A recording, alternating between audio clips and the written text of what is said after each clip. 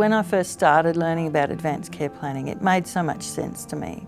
Just being a nurse, I just thought, yep, this is the fundamental question of people who are unwell.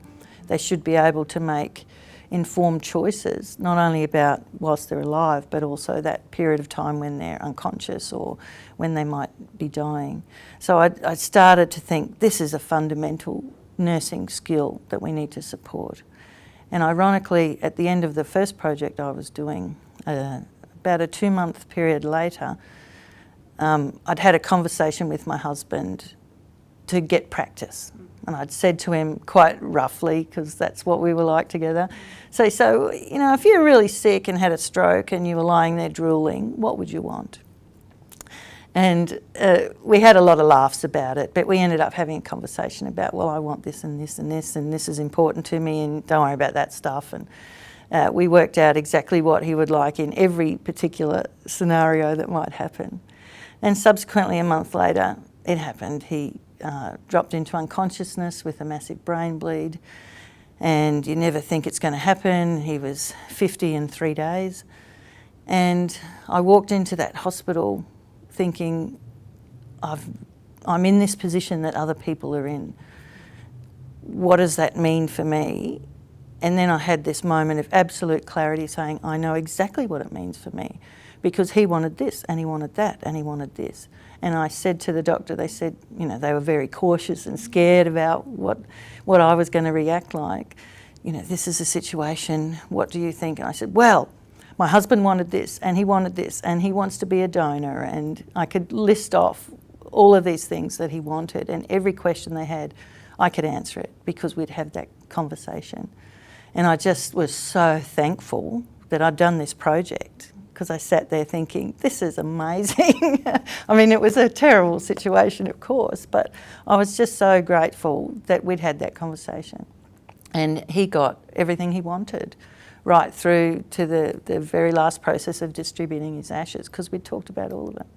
And I wasn't uncertain or uncomfortable with saying anything, because that was his wishes that I was following. So it was a really positive end to what could have been, well, what was the worst experience of your life that you ever think can be possible. And yet I came out of it thinking it was okay because I knew what to do.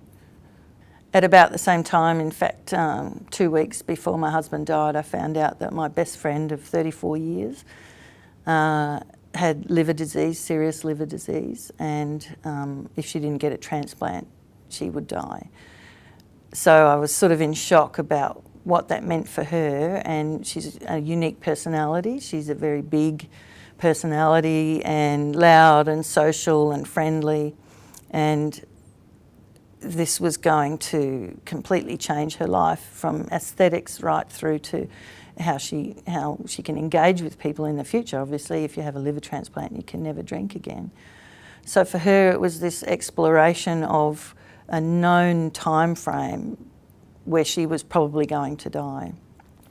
And she explored it very differently. She had a family that said, you must get this done, you must go through all the tests, you mustn't complain, we need you to live, and if you don't want to live, you're being selfish. And it was extremely difficult for her, because she's a beautifully kept lady, she always dresses beautifully, she's an extremely social person, she doesn't like pain, and she's never experienced pain before, she's certainly never experienced sickness. And at the time she was as orange as your worst possible tan, artificial tan. Her eyes glowed in the dark, she was so orange and so sick, and she'd lost 30 kilos and she was incredibly sick, and the tests that you go through are awful, extremely painful processes. So she was really struggling with whether she wanted to actually go forward and live, and we often had these conversations because nobody would talk to her about it. There was no choice for her in regard to, I want to talk about the fact they're telling me I'm going to die, because everyone just blocked it off and said, I don't want to talk about it. And of course the people in the transplant unit, it's in their interest that you have a transplant, because that's what their job is, they want you to do it. So she felt massive pressure where everyone was saying, you have to live, you have to get this done.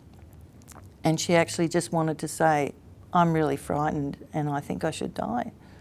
So we often had those conversations as well. But what was interesting with her, with someone who had a much more protracted illness, which was potentially terminal, was that her ideas changed over time. The sicker she got, the less she wanted to have the transplant, because the tests she went through were harder to go through.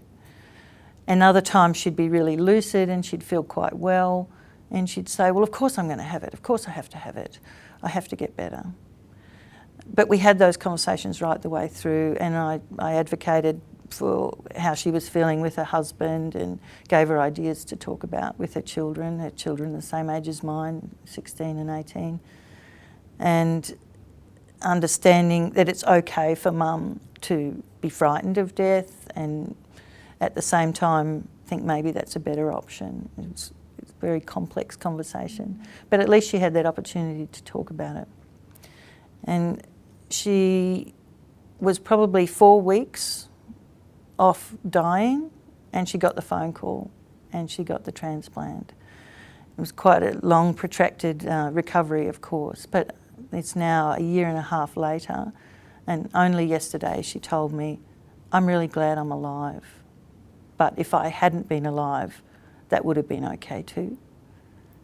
It was really amazing conversation only yesterday, thinking, wow, she has come a long way, but if she had died along the way, she also would have been prepared for that because she had the chance to talk about it.